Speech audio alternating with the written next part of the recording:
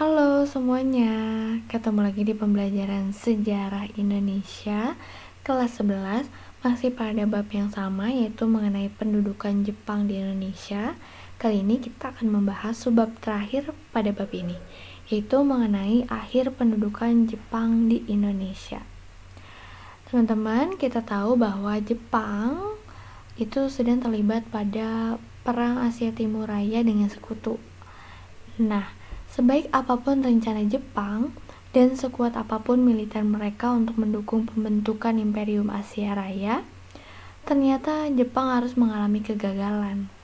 Melalui kapitulasi Kalijati yang diselenggarakan pada tahun 1942, yang kita tahu bahwa lewat kapitulasi Kalijati tersebut, Belanda secara resmi menyerahkan kekuasaan mereka di Indonesia kepada Jepang. Meskipun demikian, ternyata Jepang tidak terlalu lama menguasai Indonesia. Tidak seperti Belanda, teman-teman. Jepang hanya bisa bertahan menguasai Indonesia selama kurang lebih dari 3 tahun saja. Sejak tahun 1944, kedudukan Jepang di seluruh medan pertempuran Asia Timur Raya berhasil ditekan oleh pasukan sekutu. Bahkan, teman-teman, pada bulan Juli 1944, pasukan sekutu berhasil mengalahkan Jepang dalam pertempuran Saipan dan akhirnya merebut Kepulauan Mariana dari tangan Jepang. Nah, Kepulauan Mariana ini merupakan suatu kepulauan yang amat strategis di wilayah Pasifik. Mengetahui kedudukan mereka mulai terdesak di Perang Asia Timur Raya, lalu kira-kira bagaimana ya tindakan Jepang di Indonesia, teman-teman? Nah, karena kedudukan mereka mulai terdesak di Perang Asia Timur Raya, lalu Jepang kemudian menerapkan kebijakan yang disebut kebijakan populis. Kebijakan ini diberlakukan untuk meningkatkan simpati dan juga dukungan dari rakyat Indonesia. Nah, diantaranya adalah pada 7 September 1944, Perdana Menteri Kunaiki Kaiso memberikan janji kemerdekaan kepada Indonesia. Perdana Menteri Kunaiki Kaiso juga mengizinkan masyarakat Indonesia mengibarkan bendera Indonesia dan juga menyanyikan lagu Indonesia Raya. Kebijakan populis Jepang bukan hanya berbicara janji kemerdekaan saja, teman-teman.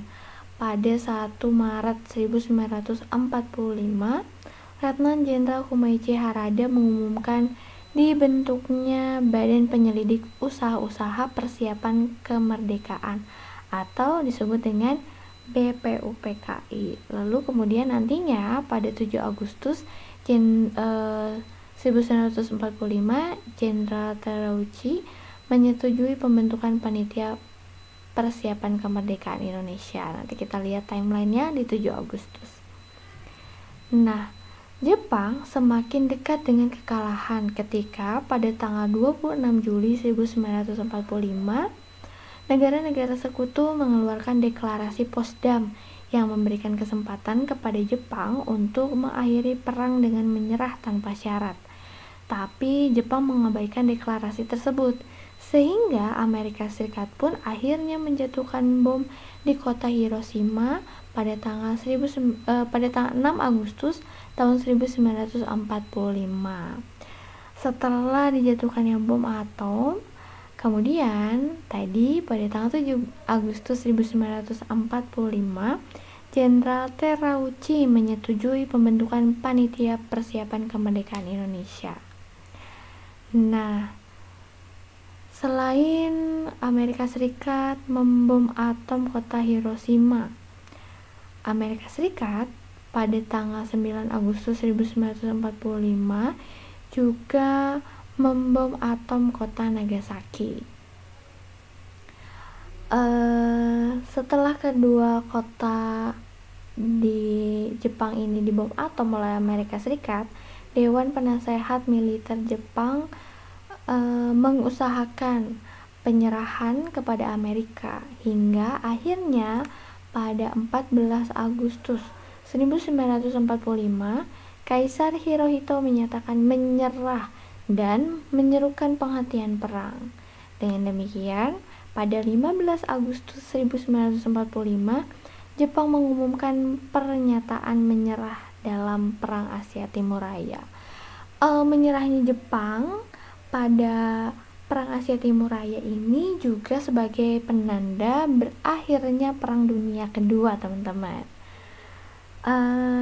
Dari dampak menyerahnya Jepang, maka Indonesia mengalami status quo dan berada dalam keadaan vacuum of power tanpa adanya pemerintahan. Artinya tidak ada yang menguasai Indonesia pada saat itu.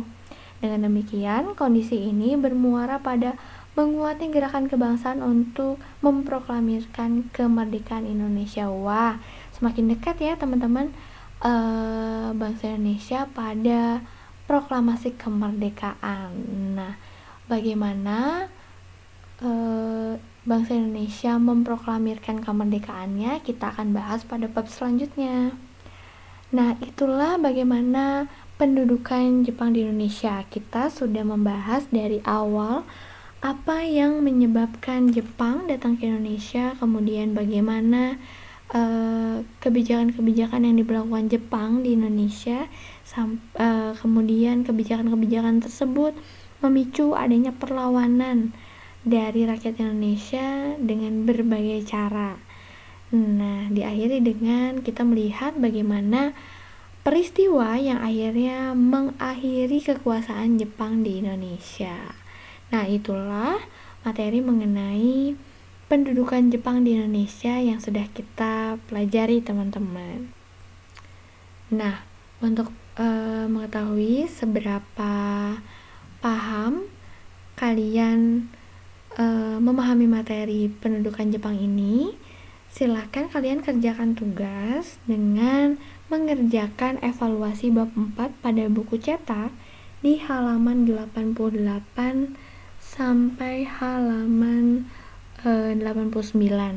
Ada 20 soal pilihan ganda yang harus kalian kerjakan. Silahkan kerjakan di buku tugas masing-masing.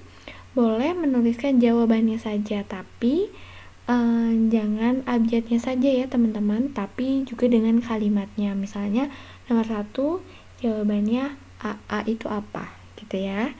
Nah, setelah selesai silahkan kalian foto hasil jawaban kalian dan upload di sekolah sesuai dengan deadline yang berlaku. Oke, mungkin sekian saja pembelajaran kita hari ini. Semoga pembelajaran kita dapat bermanfaat dan menjadi pengetahuan yang baru bagi kita semua. Sampai ketemu lagi di pertemuan selanjutnya. Tetap semangat, tetap jaga kesehatan, tetap jaga protokol kesehatannya. Kalau nggak penting-penting banget, jangan keluar rumah, tetap di rumah aja. Stay safe and healthy semuanya. Sampai ketemu lagi.